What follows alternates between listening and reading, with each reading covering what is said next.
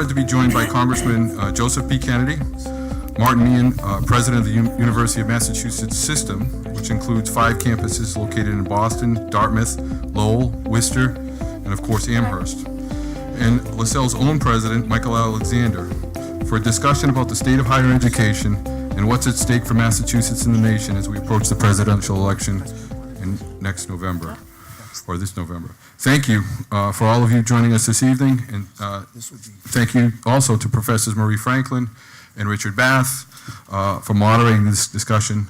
At this point, let's turn it over to them. Thank you.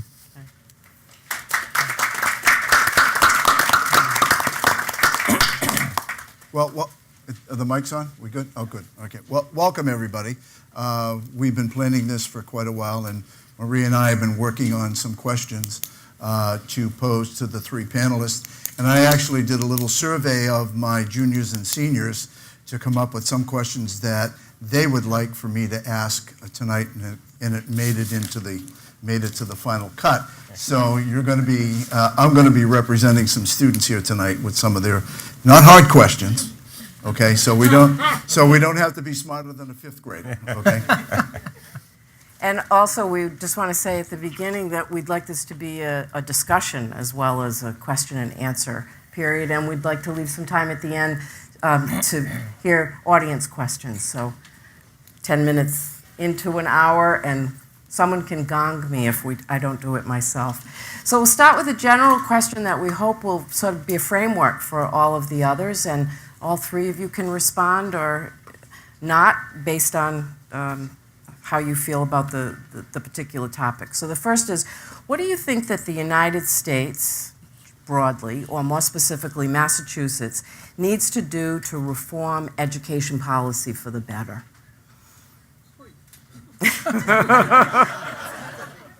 That's 25 words or less. You get a Kit Kat.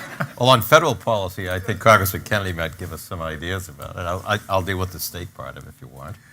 So I think, obviously, there's, let's break it down into buckets a little bit here. So when you're talking about education policy, obviously, there is a debate going on, I think, about how involved the federal government should be in early childhood education. You're seeing a number of proposals there come from the federal level, state, and then local levels from mayors and other county executives. Primary and secondary education, we just went through the reauthorization of the Elementary and Secondary Education Act. A major raucous debate that you still even see being played out amongst the presidential campaigns today about the role of the federal government in education, setting those education standards. And what does that mean? How do we basically make good on that promise to ensure that everybody across the country has access to quality primary and secondary education system? Third is the higher education. And the biggest debate there, at least from my perspective, is how do you make sure we afford it? So you have those proposals out there from everything from making community college free to trying to make sure that we look at student loan rates and repayment plans, to various proposals around and focused at trying to drive the cost of college education down. And then additional proposals on top of that, badging, credentialing, online education. So I think there's an awful lot going on when we kind of frame it that broadly. To narrow it down a bit, I think, at least from my perspective here for tonight and the costs of a college education. Look, for a generation of which I count myself part of, millennials, by about a month and a half, I make it. So you're seeing the impact, I think, for an entire generation of coming out of school with the equivalent of a mortgage without the house. And the impact that then has on a generation, particularly when a generation or two before, the government guaranteed for free a pathway to a middle-class job, which was a high school diploma. And now, essentially, you have to have a college degree or some form of higher education degree. But we're passing off an awful lot of debt onto the shoulders of students to do so, and families. And you're seeing the impact of that for folks that have to take out those loans, to getting married later, to getting jobs later, getting married later, delaying purchase of a home, essentially living paycheck to paycheck with higher rents, particularly in places like Boston. So I think it's a really, really big deal. And you're seeing now presidential candidates trying to come up with additional proposals to alleviate some of that burden. I guess I'll go next and talk about Massachusetts. First of all, I want to say thank you for inviting me. I'm delighted to be here. And when I first agreed, I didn't know who was going to be on the panel. And it's ironic because Michael and I have known each other for about 9 years. When we both became presidents, I became chancellor at UMass Lowell 9 years ago. Michael became president here. We actually took the same program together at Harvard. They do a program for new university presidents, new college presidents, and we were together and got to know each other from there. I've been in contact from time to time since then.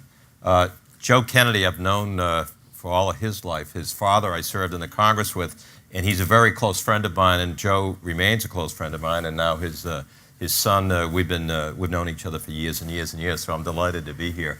I think Massachusetts needs to, a number of things. I mean, honestly, I could take up the whole time just talking about Massachusetts education policy, what they ought to be doing.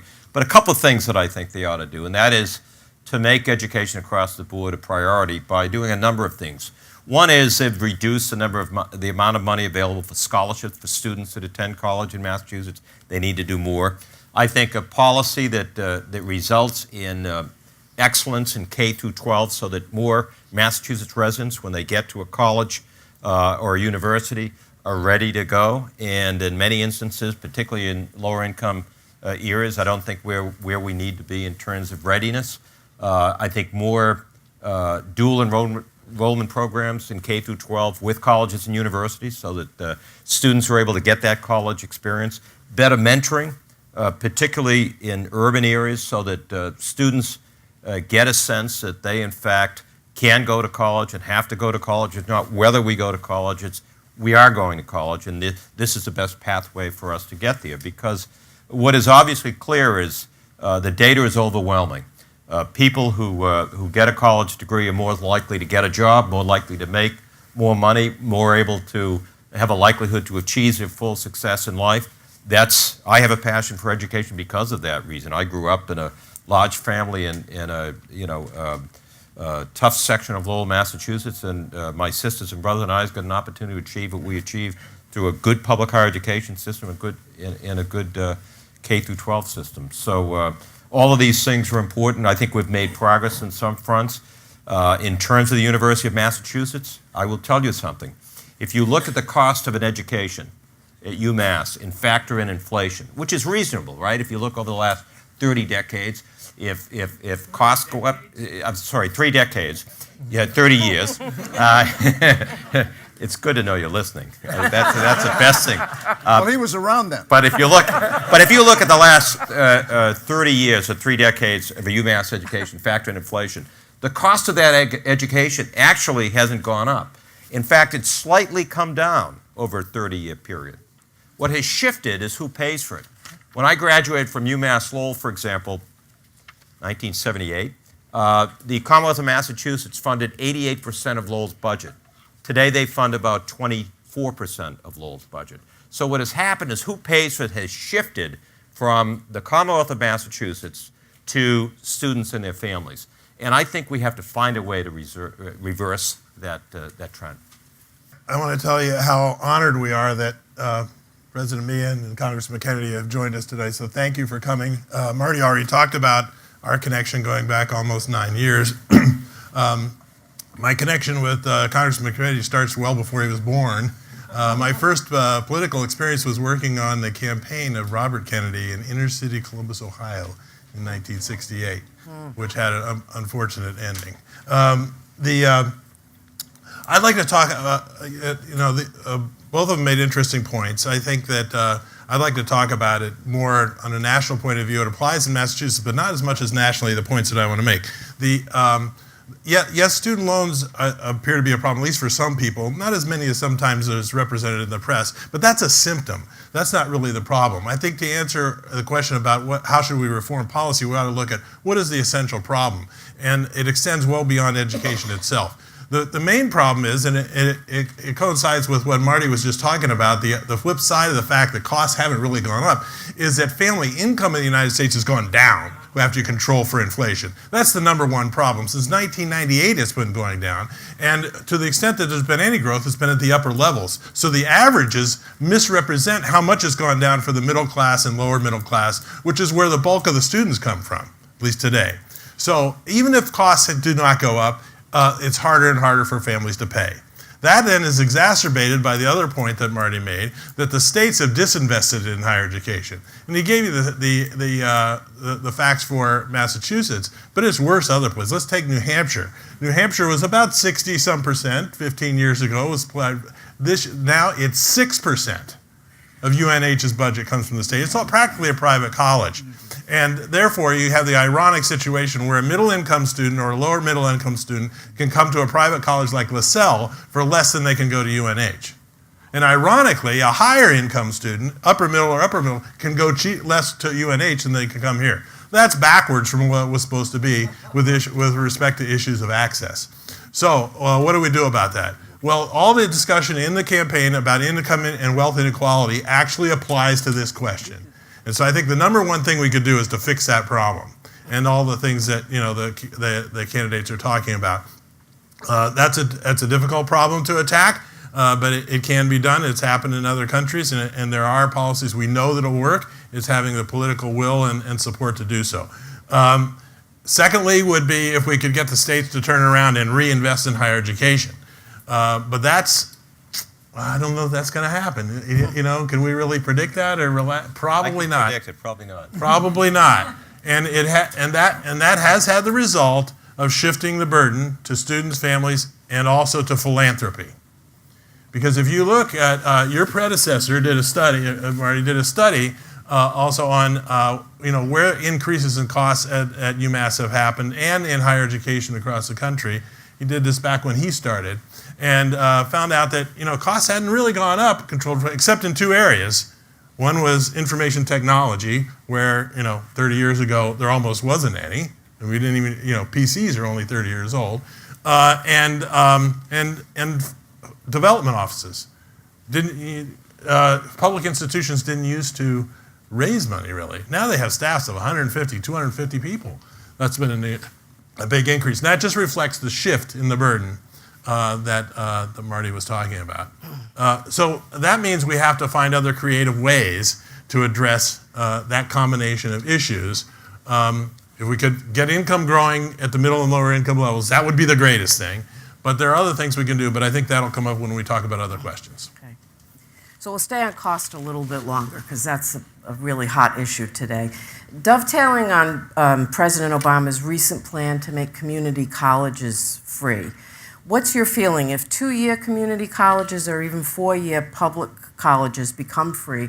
What effect would that have on private institutions such as LaSalle? I'm not sure. That it's a difficult question to predict what effect that would have on private colleges. But let me say, whatever it would seem intuitively that it would be negative for private colleges, right? Because it's free there. Why would somebody spend so much money to come here? But you wouldn't have private colleges in this country at all unless people perceived the value of it to be worth it. In other words, that the quality of the experience divided by the cost was sufficient. So I suspect that if you do a good job and they're continually improving, that there will still be room for private colleges in a significant way. Having said that, I would basically be in favor of it. Okay, no matter what it would do to private colleges, I would be in favor with maybe one caveat, because it would provide access. It would really help the problems that we know that getting people educated in higher education affects mobility within the economic strata, right? So if you want to help people move up in the world, if you want to re-energize the middle class, there's nothing we can do more and better than education. Now, will it work if we don't fix the public education problems and get the people, more people graduating from high school and being prepared? You might question whether it would work. But let's assume for the moment, that we could also do that. Then I think there's nothing you could do to make our country more competitive for the future than to do this. Our competitors in other countries, they do it. France, Germany, all across the world. Even in some, even places like China, the cost to the families are minimal. So we're at a competitive disadvantage the way we do it now. So in the sense, I'd favor it with this caveat. We also know that a college education, if you complete it, you benefit from that for the rest of your life in a significant way. all the research says still over $1 million extra you'll make in your lifetime. Your life will be enriched in many ways, tangible and intangible. I think the student should pay for some of that. And therefore, I would be in favor of all students carrying some modest amount of loan, because they're going to be the beneficiary. Why shouldn't they pay for some of it? Not just their parents, not just the state, not just the federal government. So with that one caveat, I'd like to see, if I could imagine an educational policy, it would be that everybody had who graduated from college left with a reasonable amount of debt, but beyond that, that our country decided that it was of such important interest to our future that the country would pay for it. I think that would be terrific. Well, I'm a big supporter of free community college tuition. I think it's the most realistic place where you could actually have the federal government do that, because community colleges are the most inexpensive. I think in many ways it's the most important place because it's open access. Anyone can get to a community college. I will say, Michael, I'm not afraid of, I don't anticipate four-year public institutions being free anytime soon, particularly public research institutions, which the University of Massachusetts is. So as a research institution, and the cost of a research institution is more. We do, at UMass, there are 3 major research institutions in Massachusetts. What do I mean by a major research institution? More than $630 million, and it's Harvard, MIT, and it's UMass. It's more expensive. But what I've been doing at UMass is I've been meeting with the community colleges presidents to get a better seamless system of transferring from a community college to a 4-year UMass campus. I think it would lower the cost dramatically. We have developed some programs with the community college for a $30,000 to $35,000 degree where somebody could go to a community college, transfer to UMass, and if they commute, they could get a degree from anywhere from $30,000 to $35,000 depending what the program is. So I think it makes it more affordable. Now that's not to say that commuting is best for all students. There's all kinds of evidence to suggest that students who are part of academic programming living on a campus are more likely to achieve academic success.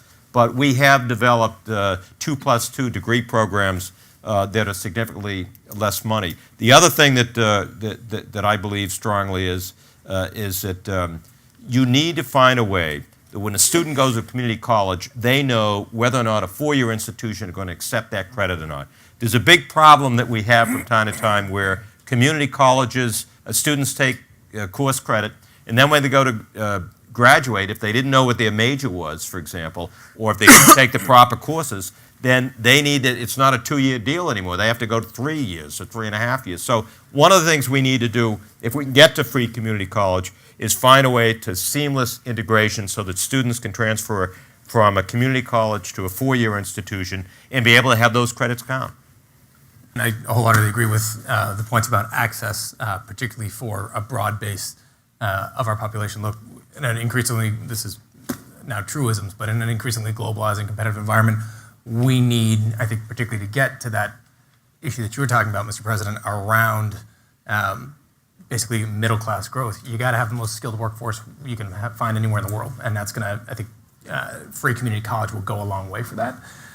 As I talk to the community college presidents in my district and around the state, around the country too, one of the issues that they point to, which I don't think is going to come as a surprise to either of you and probably many of you in the audience, is they spend an awful lot of that first year doing remedial education. So it's not, again, it's not quite so simple as saying, hey, we can throw open the doors to our community college system and we all of a sudden can solve this problem. Well, if somebody essentially enters a community college system having to spend a year getting and paying for, as of now, an education that they were supposed to have gotten as a high school student, and that's money that they're spending, that's time that they're taking, that also goes to some of the metrics that the community college has, that disconnect is a really painful one and an expensive one.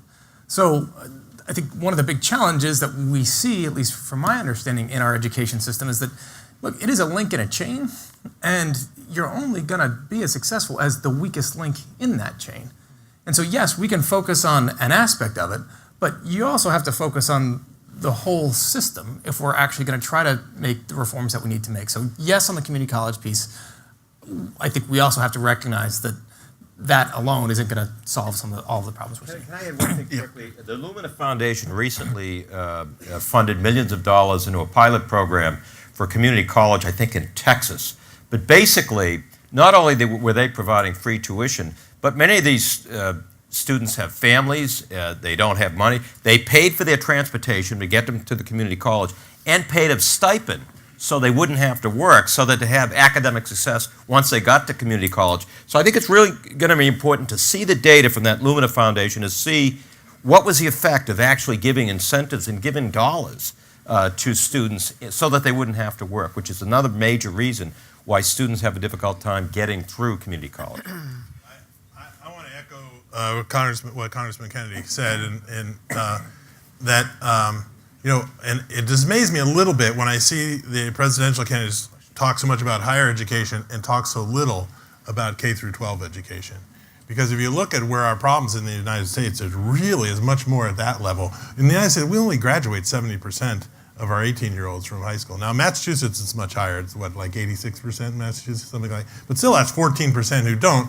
There are other countries where that's 97, 98%. And then of those 70% who graduate, they're not all prepared. So that, and then of those, it's about 80% to go to college. So we only get at our door about 55% of the 18-year-olds who even come to higher education at the beginning, okay? And then we have all the issues with retention and completion and that. But to me, if most of the jobs, and we think the entry to the middle class is really a higher education, the fact that 45% of them don't even get there to start, that's a big issue for our country that doesn't get talked about much, that doesn't get attention. It's going to come back to bite us if we don't find the willpower to tackle that question. Of course, it also disproportionately affects low-income people, minorities, immigrants, the people who are disenfranchised. I'm going to veer away from the question here because I was going to ask another question here, but Representative Kennedy, Congressman Kennedy, I want to go back to what you were talking about here, about the K through 12 situation here. Okay, we all know that there is a big issue with K through 12. Is it, and in Massachusetts, I think it's a really big issue. I don't think we're as good as we think we are at the K through 12 level, because I think we are held ransom to standardized testing. Okay, and I think for the first 10 years of a student's education, they are being taught to a test, and then the 11th and 12th grade is when they're encouraged to think outside the box. And then it's culture shock when they come to our institution, any institution of higher education, and they're asked to think outside the box. They're not sure what that means. So here's my question, and maybe all three of you can answer it. What do we do at the K through 12 level? I know that you've worked on STEM research, and I know you've talked about STEM, so maybe I'm going to start with you, Congressman. If you can, how do we make it better? And then on to Michael, and then to President Meehan. I'll take a crack at it. I'll also obviously welcome the opinion of a college president and a university president to chime on in on this. Thanks, Joe. Yeah, you're welcome. Well, you may bring some reality to this. Right, exactly. So look, I think what you've seen even just over the past culminating, or I think a debate over the past couple of years, culminating in a debate this past year, was a discussion around federal standards and the role of the federal government in our education system. So No Child Left Behind was intended to try to bring universal standards and trying to make sure that there was a federal standard across the country so that we understood how students in Massachusetts compared to the students in Mississippi. I think as that law was implemented, we saw that there was an awful lot of pressure then on students and on teachers to teach to a test. We saw that pendulum swing back in the latest round in the reauthorization of the Elementary and Secondary Education Act, which passed through the House and Senate and Congress a couple of months ago, to try to make some adjustment into those standards, but also put in some level of accountability. And so I think you're seeing the federal government trying to find this balance of saying, yes, we understand, one, this is a really hard, can be a really hard system to evaluate. Two, I think there is value in trying to understand how people are doing in evaluation. Three, recognizing that yes, there's an interest there in my mind anyway of the federal government, but that does have to be, there should be flexibility so that some states have some ability to customize what those standards look like. We'll see how this one works, but I think from my perspective, look, I guess as an example, when I got into Congress, I'm in my second term now, when I got there, I wanted to get on the Education Committee. It was full up, there was no space on it for Democrats. Republicans couldn't give it away. Because for staunch conservatives, they don't believe that there's a role for the federal government in education policy. So they just didn't want to get on a committee to say this committee shouldn't exist, which I can't say as I blame them. I disagree that there isn't a role for the federal government in education.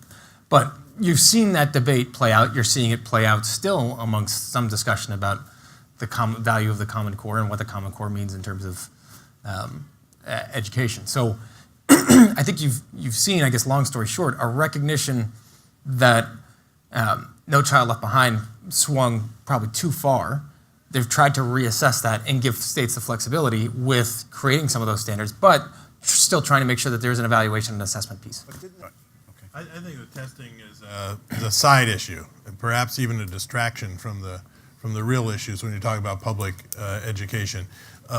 It's not that we don't know how to succeed at public education. You can go into the most difficult neighborhoods in the United States where there are many schools failing and just miserable, and find a school in the midst of there that's succeeding marvelously. Almost every one, you can find one school that's succeeding in the midst of a bunch that aren't. And why is that? And it's almost always because somehow, by some way, by hook or by crook, they got a dynamic principal who has leadership ability, who has motivated the teachers and made a pact with the parents to operate the school for the benefit of the students. Those are the characteristics you'll find in every succeeding public school in the United States, and what you won't find in those that are failing.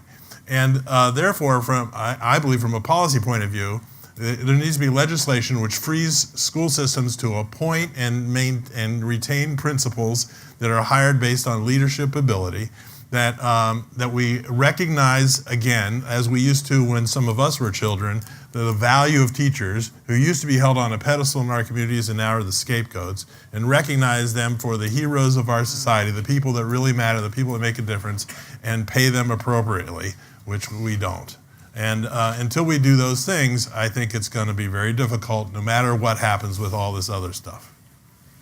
I agree with what Michael says relative to a principal's role in leadership and demanding excellence. And the teaching profession is a great profession, and it's all about morale, leadership, and principles. I think part of what happened with testing was, remember when Massachusetts passed education reform, they instituted more testing as part of providing millions and millions and millions of dollars more in Massachusetts. Then the federal government passed Leave No Child Behind Act, and there's more testing on top of that testing. And that's how you ended up with too much testing. And then as Congressman Kennedy said, the federal government, while they initially made an investment, they cut back on that investment. We need to find a way to make a commitment. One of the things I think four-year institutions can do, we're doing at UMass at our 4 campuses in Amherst, Dartmouth, Lowell, and Boston, is we're taking our graduate schools of education and getting them engaged and involved with teachers in school systems across Massachusetts, particularly in STEM fields, so that we take our expertise in mathematics, our expertise in physics, our expertise in calculus, and get teachers so they're able to teach these courses. And I think that I think four-year institutions can do more in terms of providing the necessary training and skills that teachers need in K through 12, and we need to expand those efforts. I just want to follow up on that. You were mentioning STEM. Out in Long Beach, California, in their public school education out there, what they've done is that they've created a system, a curriculum called STEAM, okay, which is STEM surrounded by art. And we're trying to introduce that in some of the, seriously, we're going to teach science, technology, engineering, and mathematics with an art component to it, because it's found that students learn better through with an art curriculum involved in it. Any thoughts on that? Yeah, so I think it's even more critical than that. Look, my undergraduate degree was actually in engineering. I loved math because you could get the right answer. I stopped liking math when I couldn't get the right answer, which didn't take very long. But engineering, science, mathematics, it's a toolkit to diagnose a problem and to try to solve a problem. It's hard to necessarily know which problem you're trying to solve if you don't have the vision and creativity to imagine the world a different way. And I mean, the adage of Steve Jobs and the iPad, he created a device that people didn't even know we wanted until we saw it. There wasn't going to be an engineering problem. That wasn't an engineering problem. That was a creativity problem.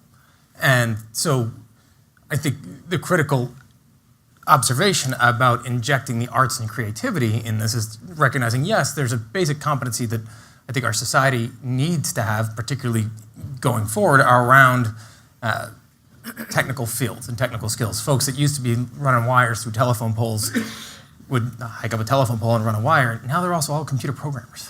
And you're seeing that you go to the manufacturing lines at Raytheon, one of the great companies headquartered here in Massachusetts, their manufacturing lines are hundreds and hundreds of feet long. And the folks that are running those manufacturing lines are computer programmers. You put a piece of metal in on one side and out pops a missile on the other. I mean, it's pretty amazing, more or less, right? But it is, combined with that, you need to have the vision to actually, and creativity to find a niche that is then going to power those businesses and create those ideas going forward. So the former Governor Deval Patrick, and it was actually Lieutenant Governor Murray, got very interested in STEM education and created a list of all of the different programs around the state that was involved in STEM education. And it was something over 100 pages long or something. And it was not coordinated at all. And so they came up with the idea of creating a STEM council, a statewide group to try to look at and put some strategic planning behind our efforts around science, technology, engineering, and math. I was one of the co-chairs when it was under Governor Patrick. I'm still one of the co-chairs along with Jeffrey Leiden, who's the CEO of Vertex, and Lieutenant Governor Polito. But trying to come up with a systemic approach to recognizing, one, there's different strengths and opportunities in different corners of the state. What companies need in Kendall Square is going to be different than what they need in Fall River. What the resources that are available are also different in those places.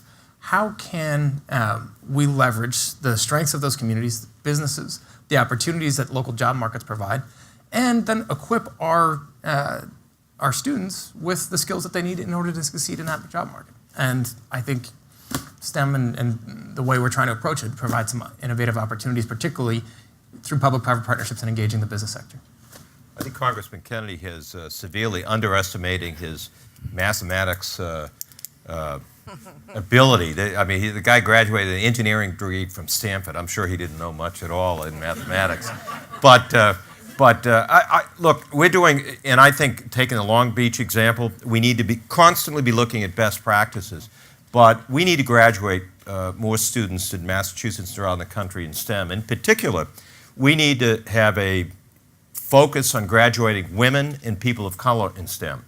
We have a project at UMass Boston. There's a partnership with Genzyme.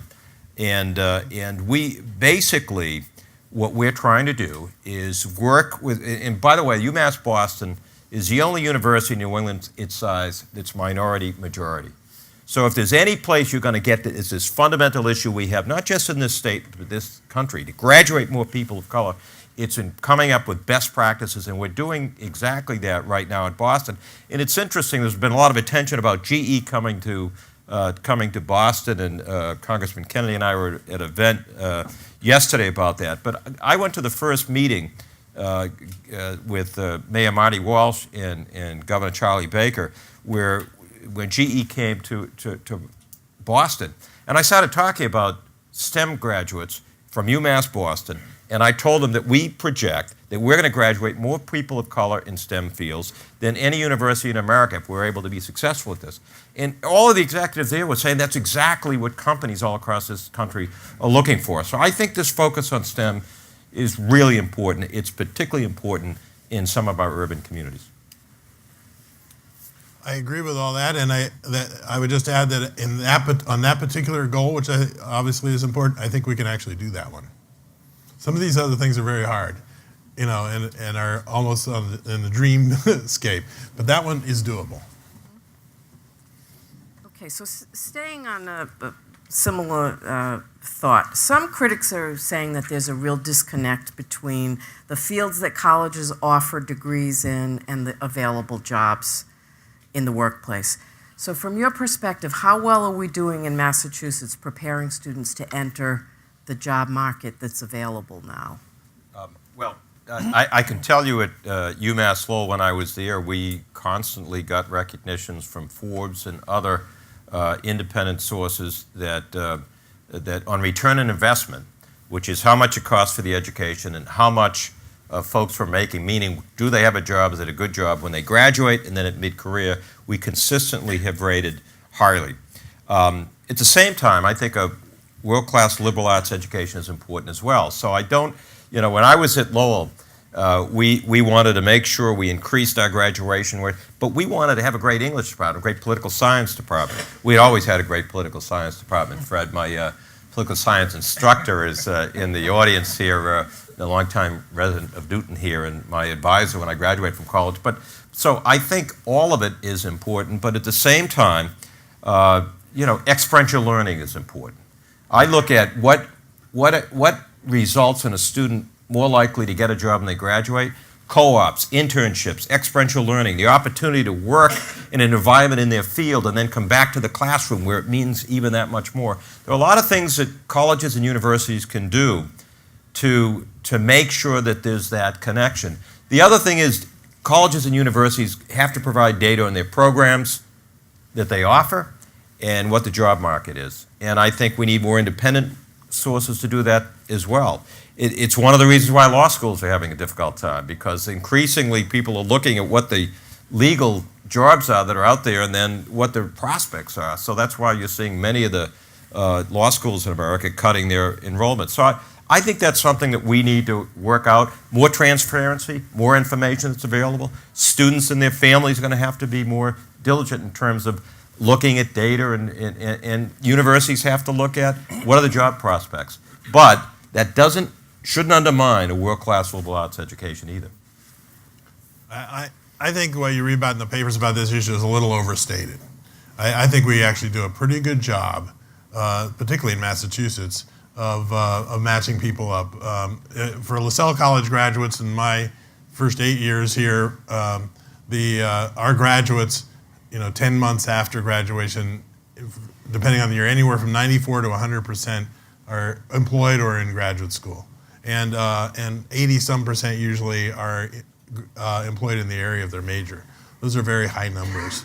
And so there's a pretty good match. And that's partly because of our connected learning educational philosophy, the way we teach in our pedagogical approach. It's partly because we're so strong in internships, one of the top 5 in the country, according to U.S. News and World Report, for internships out of 4,000 institutions. And so I think, but I don't think we're alone in that. I think in Massachusetts, most of the colleges are doing pretty well in that. With one exception, there does, and this is based on statistics, we read about it. There are certain technical jobs, particularly, computer technical jobs where there's a shortage of people. But that's almost good news because students will adjust to that. And so anybody that goes in that area knows they're going to get a job. And there are other areas where the market is very strong now too. But if you want to say where there's a gap, that's probably where it is, and we need to adjust to that. But I think the market is adjusting to it. So I actually believe on that score we do a pretty good job. And the fact the people that go to get a liberal arts education become a buffer for that, because they're the ones who have the flexibility and are really prepared to adjust to new industries, to new technologies, and to new jobs and labor markets as they go through their lifespan. And that's an important aspect. They play a very important role in that overall picture. I agree. I don't need to go on. I agree. I think there is. I think we, as whether it's federal government or state government, locals, can probably do a better job of trying to provide some nimbleness to address the concerns of local job markets when those gaps do come up. I meet with a lot of business leaders, as I'm sure you both do as well. Many of them do point to a skills gap. I've also heard plenty of folks point to the fact that that's a little bit oversubscribed, and in certain fields, yes, and other fields, no. But the fact of the matter is, there was a story now about 6 months ago in how things have changed, but 6 months ago in Houston, Texas, they couldn't find enough welders. Their training school for welders was in 3 6-hour shifts starting at 4 a.m. and going till 10 or 12 midnight, doing 3 different shifts a day, trying to crank out welders that were going to make $50,000 to $100,000 a year because there weren't enough welders. The energy sector's gone through a bit of a downturn since then. And so those markets have shifted. But I think there is some ability that we probably can, some way that we can try to look at providing some nimbleness to address the needs and concerns of local job markets, while also recognizing that, look, not for nothing, but if you come out of a 4-year institution with a solid base of skills prepared to adapt to that job market, that's, I think, the most important thing. So that you have your skills are going to be, you have a broad enough base that whatever the labor market throws at you, 2 years, 4 years, 6 years, 10 years, 20 years down the line, you can adjust to it, and not something that is so specific that with a little bit of a shift, all of a sudden that job goes away, and now you got to go start all the way over again. You know, that's a good point. Today is 40 years ago, maybe you got a bachelor's degree and you graduate and that's it. Today, with the changes in the economy and everything that Joe just outlined, you need to be committed to lifetime learning. It doesn't stop. Your education does not stop with your degree. It doesn't even stop with your master's. It doesn't even stop with your doctorate or your PhD or your law degree. Today in this economy, this ever-changing global economy, you have to be committed to lifetime learning. And that hopefully the skills that students are getting at LaSalle and they're getting at UMass so that they understand, as Congressman Kennedy said, that they're committed to learning lifetime. That's a requirement in today's economy. In my mind, there are 2 kinds of assessment in the higher education environment that at least in the way I think about it. There's kind of assessing how a program is doing in gathering data that helps you to continuously improve that program for the benefit of the students, so that you're constantly feeding that data, the value of the data back into your curriculum, into your teaching. And at LaSalle, we've been doing that for a long time, and I think we do a really good job of that. It's based on, we've developed, not just at LaSalle, but in the industry, based on rubrics and standards that we've identified and figured out how to evaluate and use in a way to constantly get better. And you think about it, that's our job, is to constantly get better at how we serve our students. There's another kind of assessment, which is, how many of your graduates have achieved the student learning outcomes that you've said that is your goal for them to have when they graduate. Here at LaSalle we have 14 student learning outcomes we expect each student to have achieved by the time they graduate. It turns out to prove that point for even one of those is very difficult. And colleges and universities have been failing at it forever, despite what, they talk about it in the press and everything as if that's very easy. It's very difficult. The skills gap, you mentioned that CEOs talk about, it's not so much an inability to match people with jobs. It's when they get in the jobs, there are certain things they can't do, like write a cogent and understandable essay or a piece of or letter or sales pitch, and that is still a problem. That, to be able to verify that our graduates have that skill that would be appropriate and accepted by whatever business or walk of life they'd walk into, turns out to be a very difficult thing to do. And even if you can do it, a difficult thing to then be transparent about and to advertise, because that picture isn't always pretty. Look, higher education is a very competitive business.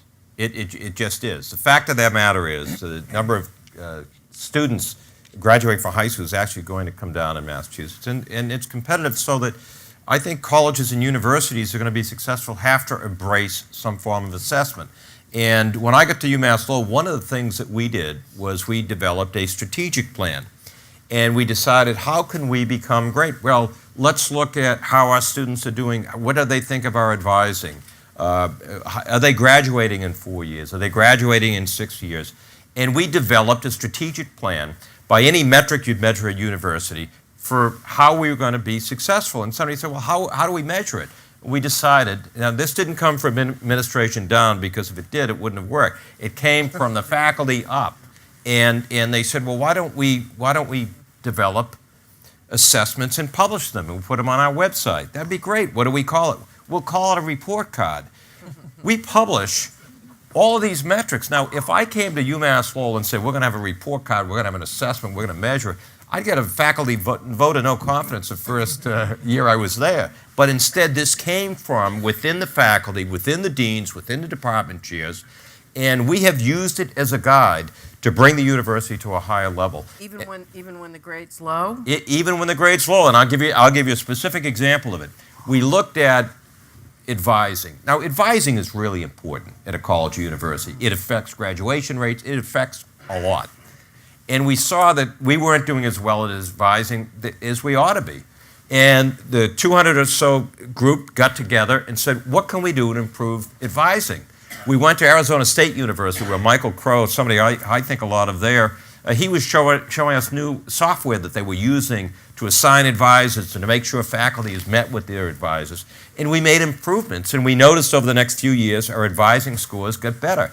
That enables you to make an assessment of how you're doing and what you want to achieve and how you can get better at it. Sometimes it's better technology, sometimes it's just saying we have to do this or we have to do that.